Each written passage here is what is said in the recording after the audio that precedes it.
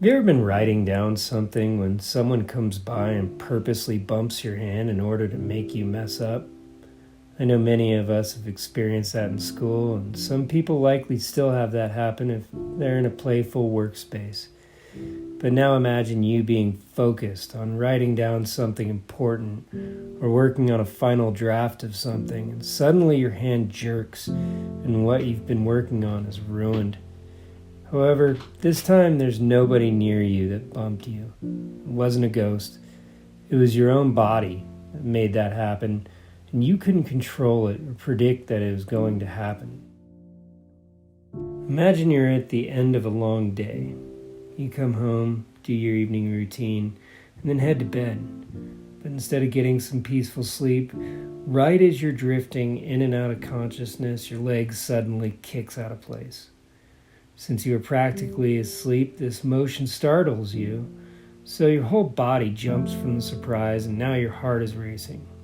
You're awake now and can kiss the peaceful sleep goodbye. Sound like fun? Didn't think so.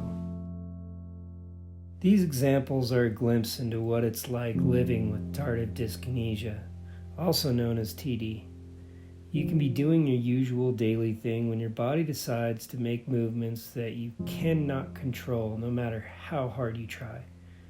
When you're out in public, you catch people giving you that sideways glance we've all seen, and they keep their distance from you like you have some contagious condition.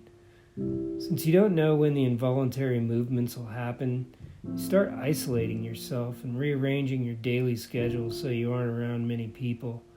At least that's what I did. When my movements started, I'd never heard of TD, so I had no idea what was happening, or that it was something that could be managed.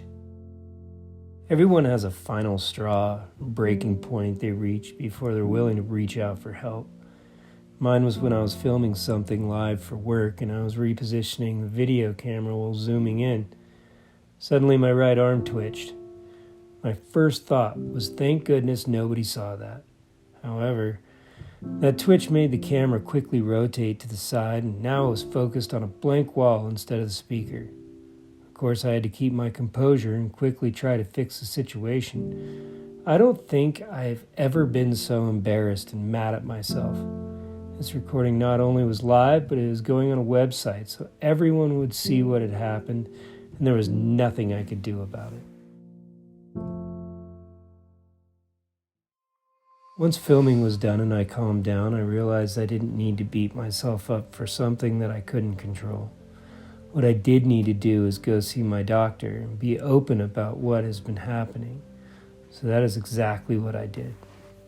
My doctor was patient and listened to everything I had to say. She had informed me that what I was experiencing is called tardive dyskinesia. She also shared the good news. There are ways to manage it. Talk about relief. My doctor also told me that there are support groups out there for people dealing with TD, so I can talk to someone who goes through the same embarrassing things as me. Suddenly, I didn't feel so alone.